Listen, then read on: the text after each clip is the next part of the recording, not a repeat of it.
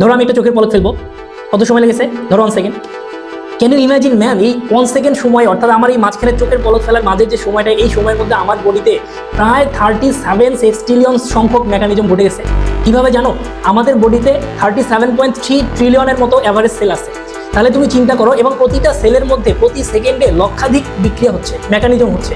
তাহলে সেই হিসাবে তুমি যদি চিন্তা করো, এবং ম্যাম তুমি কি বুঝো 37 সেক্সটিলিয়ন মানে কি? 37 এত সংখ্যক, আমি এই যে চোখের পলক ফেলছিলাম মাঝখানে, ঠিক এত সংখ্যক বিক্রিয়া বা মেকানিজম আমার বডিতে হয়ে গেছে। আমি যে মানুষটা সুস্থ আছি, ধরো আমি আজকে সকাল থেকে সুস্থ আছি, তাহলে তুমি চিন্তা করো সকাল থেকে এই পর্যন্ত, এখন বাজে দুপুর 12টা, এই সময় পর্যন্ত কত সময়, কত সেকেন্ড হয়েছে। তাহলে প্রতিটা সেকেন্ডে যদি আমার 37.2 বা 37 সেক্সটিলিয়ন মেকানিজম হয়ে থাকে, তাহলে তুমি চিন্তা করো সকাল থেকে এই অবধি আমার বডিতে কতগুলো মেকানিজম হয়েছে, এবং সেই প্রত্যেকটা মেকানিজম সুস্থ আসার জন্য আমি স্টিলও সুস্থ আছি। আমি যদি অসুস্থ হইতাম, কোনো একটা মেকানিজমের মধ্যে যদি ঝামেলা হতো, তাহলে ভাই আমি অসুস্থ হয়ে যেতাম। তুমি আমাকে দেখছো, আমাকে শুনছো, তুমি কি বুঝতেছো এই সময়ের মধ্যে কত সংখ্যক মেকানিজম তোমার বডিতে হয়ে গেছে, আমার বডিতে হয়ে গেছে?